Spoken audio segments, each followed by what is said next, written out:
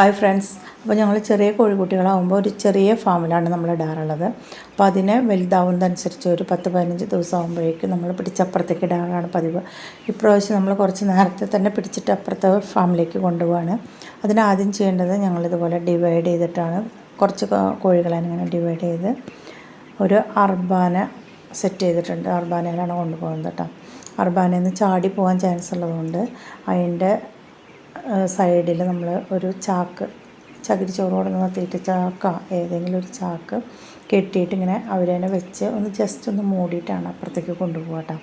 അപ്പോൾ നമുക്ക് കാട്ടിത്തരാം. ഇതുപോലെ വെക്കുക, എന്നിട്ട് കോഴിക്കുട്ടികളെ ഇട്ടിട്ട് ഇതൊന്ന് ജസ്റ്റ് ഒന്ന് അടയ്ക്കുക. എന്നിട്ട് നമ്മളിവിടെ കൊണ്ടുവന്ന് ഡയറക്റ്റായിട്ട് തട്ടുമ്പോൾ അവർക്ക് എന്തെങ്കിലും അപകടം സംഭവിച്ചാലെന്ന് വിചാരിച്ചിട്ട് ഒരു ചകിരിച്ചോറിൻ്റെ ഒരു ചാക്ക് ഇട്ടിട്ടുണ്ട്. അതിൻ്റെ മീതെ പതുക്കെ കൊടുന്ന് തട്ടാണ് ചെയ്യുന്നത്.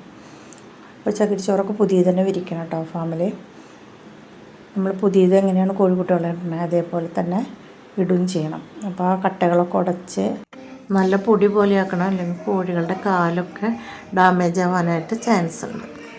ഇനി നമ്മൾ 42 ദിവസത്തിന് ശേഷം പിടിക്കുള്ളൂ കോഴികളെയൊക്കെ. അപ്പോൾ അതുവരെ ഈ ഫാമിലാണ് കോഴികൾ കിടക്കേണ്ടത്.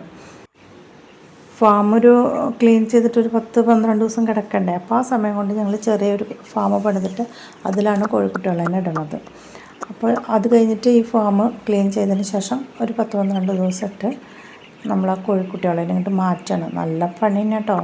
മുമ്പത്തെ വീഡിയോയിലൊക്കെ പറയണ പോലെ നന്നായി പണിയെടുക്കാൻ ആഗ്രഹിക്കുന്ന ആളുകൾ മാത്രം കോഴി ഫാം നടത്തുക. നല്ല പണിയായിരിക്കും. ഇതുപോലെ നിങ്ങൾ വലിയ വലിയ കൂടുകളുണ്ടെങ്കിൽ പിന്നെ ഇങ്ങനെ ഷിഫ്റ്റ് ചെയ്യണ കാര്യമൊന്നുമില്ല. പക്ഷേ ബാക്കിയുള്ള പണികളൊക്കെ എല്ലാം ഒരേപോലെ തന്നെയല്ലേ. അപ്പോൾ കോഴികൾ കൂടുന്നതിനനുസരിച്ച് നമ്മുടെ പണി കൂടിക്കൊണ്ടിരിക്കും.